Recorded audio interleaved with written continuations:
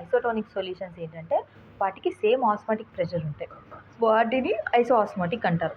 ఇప్పుడు 2 ఐసోఆస్మాటిక్ ఉన్న సొల్యూషన్స్ అన్నీ ఐసోటోనిక్ కావాలని రూల్ ఏం లేదు. కాకపోతే సేమ్ ఆస్మాటిక్ ప్రెషర్ ఉన్నవి ఐసోఆస్మాటిక్ అంటారు. కానీ అన్ని ఆస్మాటిక్ సొల్యూషన్స్ ఐసోటోనిక్ అవ్వాలని రూల్ లేదు. ఇప్పుడు ఒక ఆర్బీసీ ఉందనుకోండి, ఆర్బీసీని దానిలాగే సేమ్ ఆస్మాటిక్ ప్రెషర్లో ఉన్న బ్లడ్ ప్లాస్మాలో పెడితే ఆ సెల్ వాల్ స్ట్రింక్ కాదు, స్వెల్ కాదు, ఎలా ఉందో అలానే ఉంది. దాన్ని ఐసోటోనిక్ అంటాం.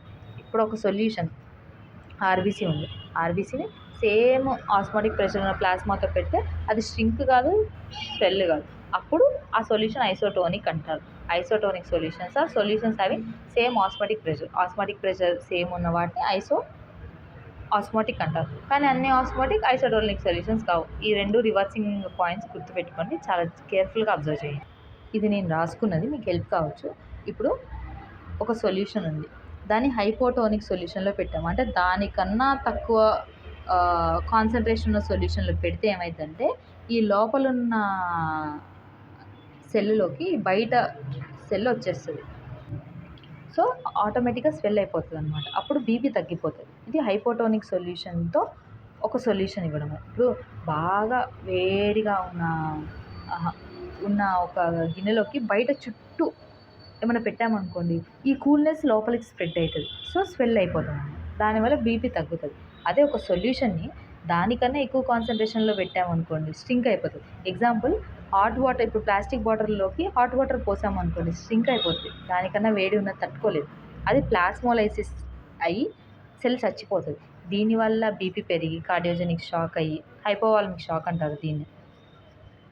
సో హైపోటోనిక్ సొల్యూషన్స్ హైపోనాట్రిమియాలో యూజ్ చేస్తారు టు డిక్రీజ్ ఇంట్రాక్రేనియల్ ప్రెషర్.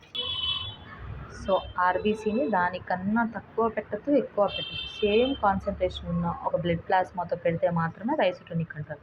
ఇప్పుడు ఒక సొల్యూషన్ ఐసోటోనికా లేదా చూడడానికి ఏం చేయాలంటే సొల్యూట్ యొక్క కాన్సన్ట్రేషన్ చూడాలి.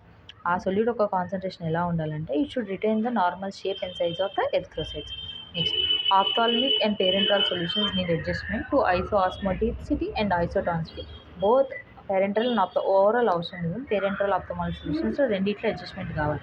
Solution which do not have the same osmotic pressures are called paratonic. Isotonic same, paratonic not same. Simple. ఒక సొల్యూషన్ని ఒక నాన్ ఆస్మాటిక్ ప్రెషర్తో కంపేర్ చేస్తున్నప్పుడు నాన్ ఆస్మాటిక్ ప్రెషర్తో కంపేర్ చేసి ఆ బయటది ఎక్కువ ప్రెషర్ ఉందనుకోండి అది హైపోటోనిక్, లోవర్ ప్రెషర్ ఉంటే హైపోటోనిక్. ఈ topic little confusing but get use to it. Isotonic అనేది నెక్స్ట్ క్యాలిక్యులేషన్స్లో మీకు ఈజీగా అర్థమవుతుంది. ఇప్పుడు బ్లడ్ ప్లాస్మాలో ఏంటంటే 0.88% ఆఫ్ ఇనార్గానిక్ సాల్ట్స్ ఉంటాయి. దాంట్లో మోస్ట్లీ ఇనార్గానిక్ సాల్ట్స్ అంటే సోడియం క్లోరైడ్ ఉంటుంది. సో ఇది ఆస్మాటిక్ ప్రెషర్ని కాంట్రిబ్యూట్ చేస్తుంది. కాబట్టి మనం ఏదైనా బయట ఇచ్చే సొల్యూషన్స్ అందుకే 0.9% NaCl ఎందుకు ఇస్తాము అంటే ఇది మేజర్ కాన్సన్ట్రేషన్. బ్లడ్ ప్లాస్మా ఒక కాన్సన్ట్రేషన్ 0.88, దాంట్లో అన్నీ ఏముంటాయి ఇనార్గానిక్ సాలిడ్స్ ఉంటాయి. దాంట్లో ఫస్ట్ ఇంపార్టెంట్ ఏంటి సోడియం క్లోరైడ్. సో మనం ఒక సొల్యూషన్ ఇచ్చినప్పుడు అందుకే 0.9% NaCl ఇస్తాము. 0.9 NaCl is practically isotonic with blood plasma, అందుకే ఐసోటోనిక్ ఇస్ ఎ స్టాండర్డ్ అనమాట. మనకి సెలైన్కి స్టాండర్డ్ 0.9% NaCl అనమాట. ఒక సొల్యూషన్ 0.9% సోడియం క్లోరైడ్ కన్నా ఎక్కువ ఉందనుకోండి ఇట్ ఈస్ హైపోటోనిక్, లెస్ ఉందనుకోండి hypotonic. General principles for adjustment of isotonicity. For IV injections, isotonicity is always desirable. For subcutaneous injections, isotonicity is needed but not that essential because subcutaneous అంటేనే fatty టిష్యూస్లోకి issues చేస్తాం కాబట్టి blood స్ట్రీమ్లోకి కాదు కాబట్టి అంత essential కాదు. But intramuscular ఇంజెక్షన్స్కి hypotonic ఉండాలి to promote rapid absorption. Solutions for intramuscular injections the aqueous solution must be slightly hypotonic to promote rapid absorption. For subcutaneous it is needed but not essential. For intracutaneous, isotonic is important because false reaction రాకుండా. Intracutaneous అంటే మనం vaccines ఇస్తాం కదా, so అప్పుడు ఉబ్బినప్పుడు we should not false interpret it అనమాట. Intrathecal అంటారు కదా, ఇంట్రాథీకల్కి there must be isotonic because cerebrospinal fluid 60 ml to 80 ml ఉంటుంది.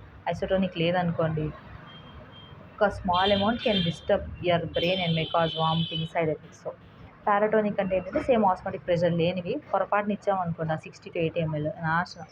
nasal drops, isotonicity is needed because to avoid irritation. Eye drops, eye lotions also same. So eye solutions should be already eye drops class చెప్పాను. Eye lotion should be isotonic with lacrimal solutions become large వాల్యూమ్లో fluid ఇచ్చారు కదా eye తోటి, పొరపాటున అది isotonic లేదనుకోండి, we may get swelling, next lacrimal secretions అన్నీ irritation cause అవుతుంది, ఐ బర్న్స్ వస్తాయి. So isotonicity must be maintain. Except for subcutaneous injections isotonicity must be maintain for everything. కాకపోతే ఇంట్రామస్కులర్లో స్లైట్లీ హైపర్టోనిక్ ఉంటే బెటర్, ర్యాపిడ్ ప్రమోషన్ ఉంటుంది. మిగతా అన్నిటికీ isotonicity is must. Isotonicity confuse కావడానికి ప్రిన్సిపల్స్లో ఏం కన్ఫ్యూజ్ కాము, కాకపోతే ఈ 2 పారాస్లో లైట్గా కన్ఫ్యూజ్ అవుతాం. తప్పేం లేదు, ఫస్ట్ టైం చదివేటప్పుడు అలానే ఉంటుంది. నా లైట్ ప్రాపర్గా లేదు, సో అడ్జస్ట్ అవ్వండి. ఈ పాయింట్లో చెప్పేది ఏంటంటే ఆర్బీసీ ఒక కాన్సన్ట్రేషన్ ఫర్ ఎగ్జాంపుల్ 1% ఉందనుకోండి, మీరు 2% ఉన్న సొల్యూషన్లో పెట్టారనుకోండి, ఈ లోపల ఉన్న ఈ 1% ఆ 2% దగ్గరికి వెళ్ళిపోయి స్ట్రింక్ అయిపోతుంది, సెల్ ఎక్కువ ఉంటాయి. అదే 0.5లోకి పెట్టారనుకోండి, ఈ బయట సెల్స్ కూడా లోపలికి వచ్చేస్తాయి, స్వెల్ అయిపోతుంది. అది చెప్తున్నారు ఈ పాయింట్లో. ఆర్బీసీ ఒక సొల్యూషన్, దానికన్నా ఎక్కువ ఉన్న దాంట్లోకి పెడితేనేమో స్ట్రింక్ అయిపోద్ది, తక్కువ పెడితేనేమో స్వెల్ అయిపోద్ది. సో ఈ రెండు కాకుండా సేమ్ ఆస్మాటిక్ ప్రెషర్ ఉన్న దాంతో పెట్టడమే ఐసోటోనిసిటీ అంటాం.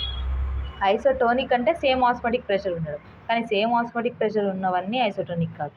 Next, while we are comparing blood plasma, it contains 0.88% of inorganic salts. So అది స్టాండర్డ్గా తీసుకొని మనం సెలైన్ అంటే 0.9% సోడియం క్లోరైడ్ అని ఫిక్స్ అయిపోయింది అన్నమాట. That's all for isotonic solution.